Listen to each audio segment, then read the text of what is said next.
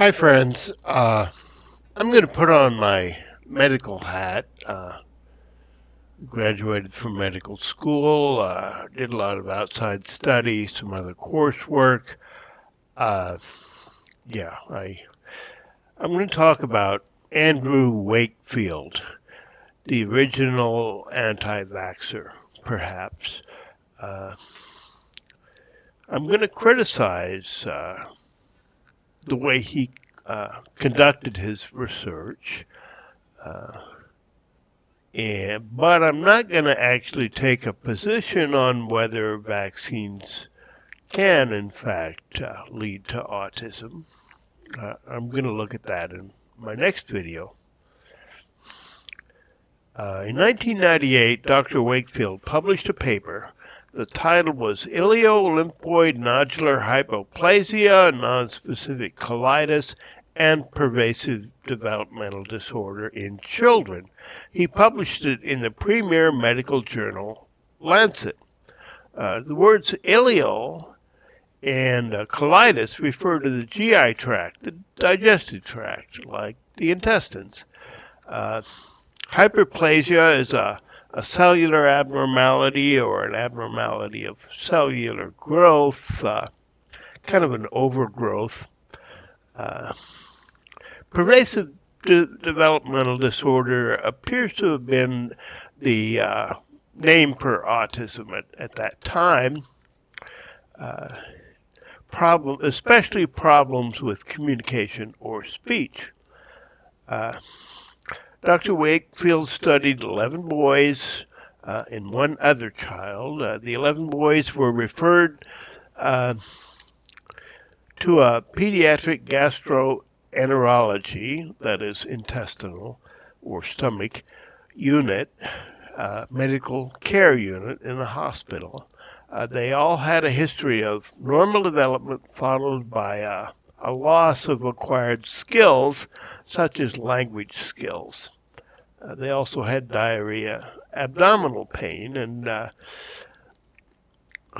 is, their behavior and abilities developed normally for a while, and then they lost certain skills and developed GI problems. In some cases, it was shortly after the vaccination.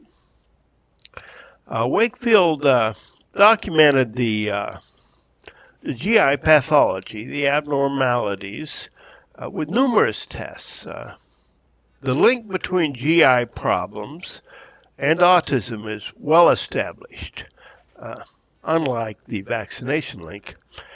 Dr. Wakefield raised the possibility of such a link, a vaccination link. He was looking at the measles, mumps, and rubella vaccine, which for a long time all three were included in one shot. It was called AAA, and a lot of times it did make people sick, I'm told. That's what they told me in medical school. They said it was an aggressive vaccine.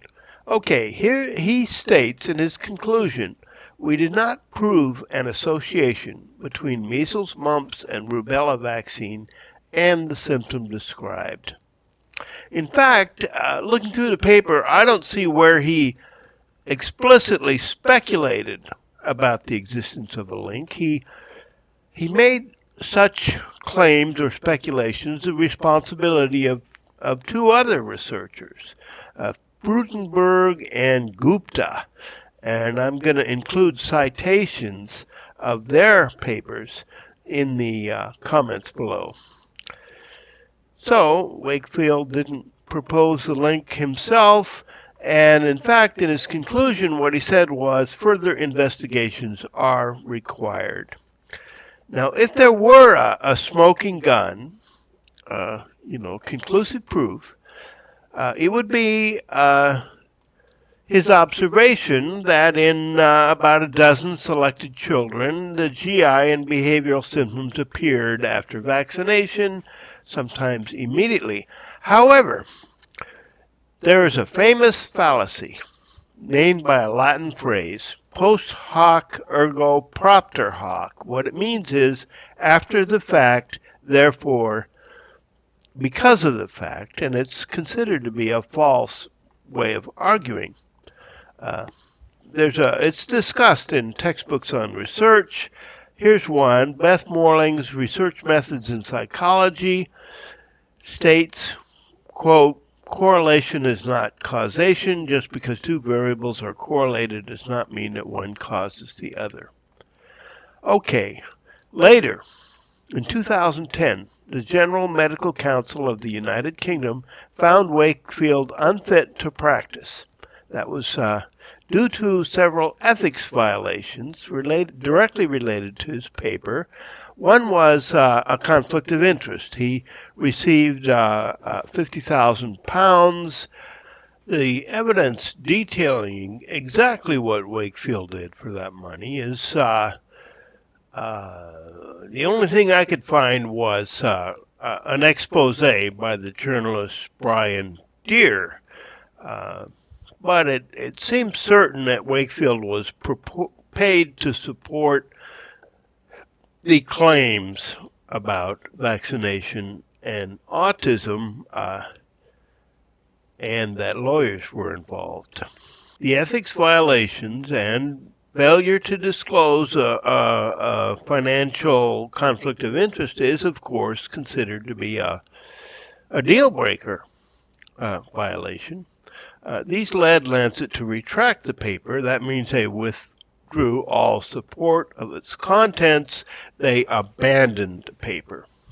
Specifically, they deny the truth of Wakefield's of one claim. Wakefield claimed that the children were consecutively referred. That would be sort of like a random sample where you take someone, include them in the study, whether they showed signs of autism or not, and by taking every child that is referred, you would ensure that no such selection took place. Lancet says he did not do that. This would be colloquial. He did not take them all. He only took some of them. This, if he did it specifically to support his results, this would be colloquially termed cherry picking. On the other hand, if he took everyone, if he had consecutive referral, that would sort of keep the evidence balanced, like a random sample. But he didn't. Okay, this concludes my review of Wakefield's paper.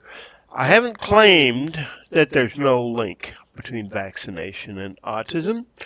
To investigate such a claim would require monitoring of the immune system biomarkers, such as complement, during the period in the brain during the period after vaccination, and it would require a much larger sample and a random sample. I'd be very surprised if these investigations haven't been conducted, and I'll almost certainly explore the matter in an upcoming video. Thank you, and good night.